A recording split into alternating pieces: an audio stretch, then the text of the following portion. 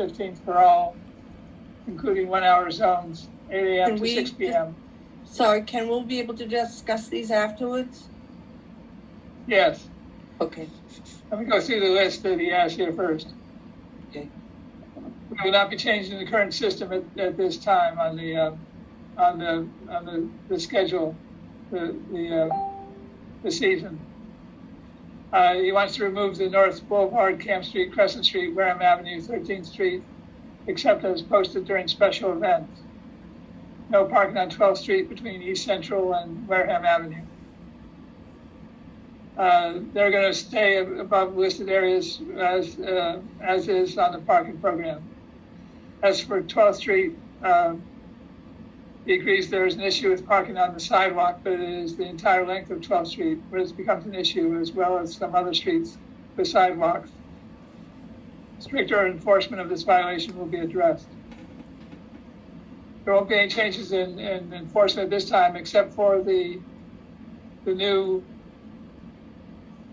schedule of fines that was approved by the Road Commission in July 30th of last year, where the different categories have set prices.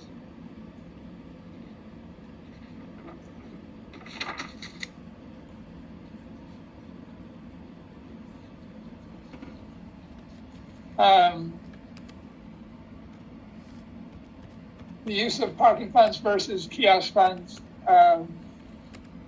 It was a question that had been raised, but it's not within the purview of the Road Commission. Any additional handicap spaces must be formally requested by a handicapped person.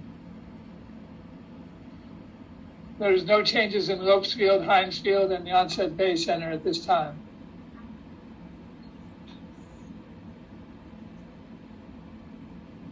Discussion amongst the board members. Marie, you wanted to raise a question. I was confused. We're going to keep residential to October 31st? Yes. So it's... Parking permits will expire October 31st. For the residential. Kiosk was different last year, pretty sure. But... Yeah, I think that's the May 15th to September 15th. Yes, okay. Just making sure the residential will remain the same. Okay, thank you.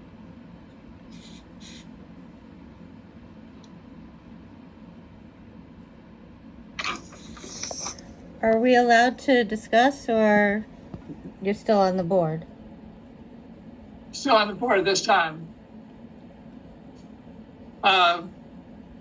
Gary had submitted some additional information.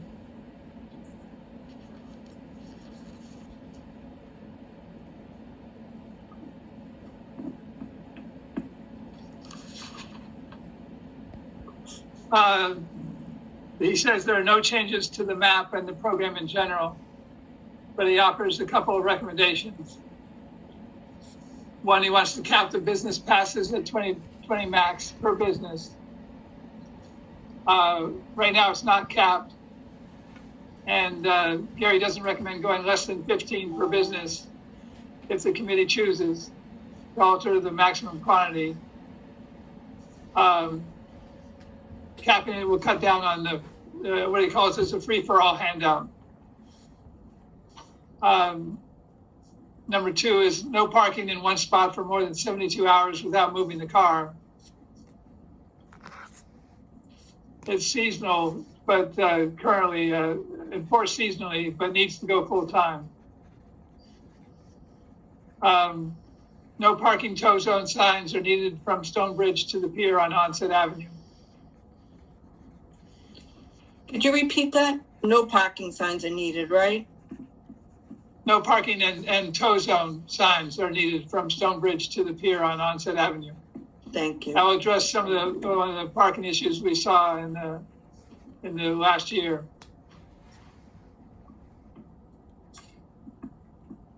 His office will just process the sales and manage the kiosk operation. All parking passes will be available online shortly with no price change. $10 for vehicle pass, $5 for visitors passes that hang on the rearview mirror. and guest passes are still free. There was a discussion to eliminate the free passes by some residents. Losing you, Ken.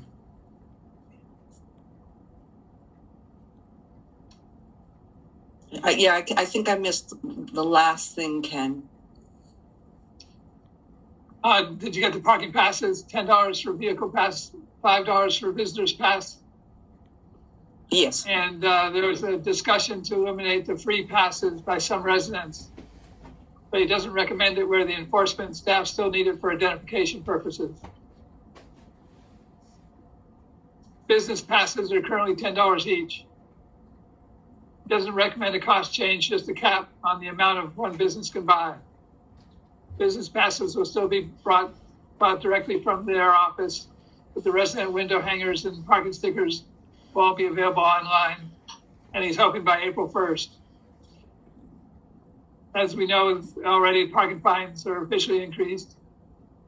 Basic fines will now be $50, and fines for more serious offenses will be $100 to $300. No parking signs need to be placed on Wareham Avenue northbound lane. Those are his recommendations.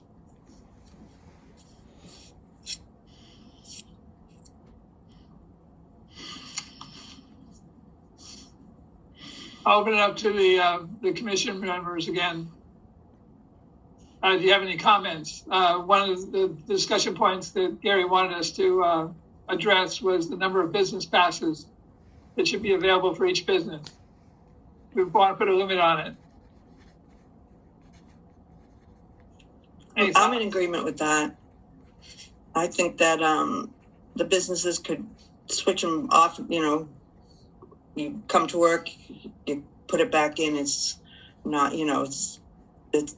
I think employees need to actually be directed. Maybe the businesses can get together to the employee parking lots too. I think there's one of the problems is in businesses, employees want to park right near their businesses. So it takes away the patron parking. So I think if we got together with businesses or sent out something and there's 20 limit and that there's designated spots, I think it would help out as a PR thing. Do you think 20 is the right number? Any thoughts on number of passes per business? Yeah, and I mean, I'm trying to think of all the businesses. It's probably no more than a shift. I think of it as a shift, and they can back and forth with them. I think 20 would be an adequate amount. Yep.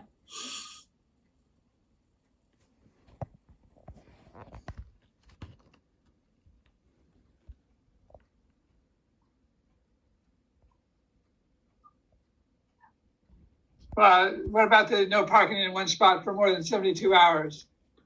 I think that's giving a lot of time for somebody to without moving the car. But maybe that's appropriate in the Onset Village. Any thoughts? Has that been an issue for vehicles being parked in excess of that amount of time? Some areas. I think sometimes when people bring in their boats or if they're out for the weekend or something, there and take up spots. But would it be a resident that could only leave their car there for no more than 48 or 72 hours? Because that's sort of what we're only talking about is residential, correct? That's right.